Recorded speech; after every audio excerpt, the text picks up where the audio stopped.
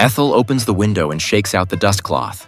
Passing by, Ernest thinks she's greeting him and hurries to return the greeting. Ethel is instantly smitten. On the second day, Ethel begins to look forward to meeting Ernest and greets him again. On the third day, it rains. Ernest is late, and Ethel is called away to work. On the fourth day, they miss each other again. She thinks they are no longer fated. But on the fifth day, the doorbell rings. Ernest appears before her eyes holding flowers.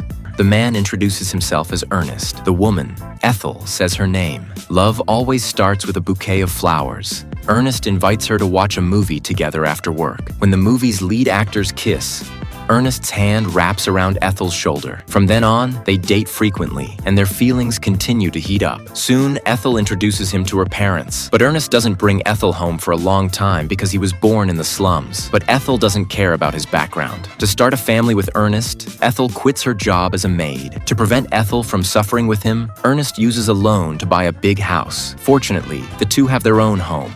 The house has a lot of space, but there's no furniture inside. In Ethel's mind, she has already planned to set aside a nursery. There's also a garden behind the house. Although the rooms are empty, they are still very happy. Witnessed by family, the two enter the hall of marriage. They formally become husband and wife. Fortunately, Ernest is a hard-working person. Because of his diligent work, the milk delivery company not only gives him a raise, but also equips him with a special delivery cart.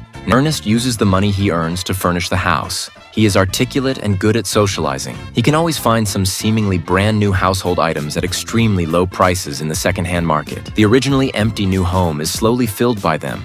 They have been married for more than 2 years, but still have no children. This worries the 37-year-old Ethel. Ernest can only hold her in his arms, comforting her by saying that having her is enough. One day, to cheer Ethel up, he finds a large vanity mirror, preparing for a big surprise. On this day, Ethel also secretly goes to see a doctor, who says she is pregnant with Ernest's child. At this moment, what Ethel looks forward to most is that the new life in her belly can be born smoothly. On a cold winter day, Ernest works outside as usual. He doesn't know that his wife has called a midwife to prepare for delivery. When he finds out, he immediately rushes home. After arriving home, Ernest keeps asking about his wife's condition, not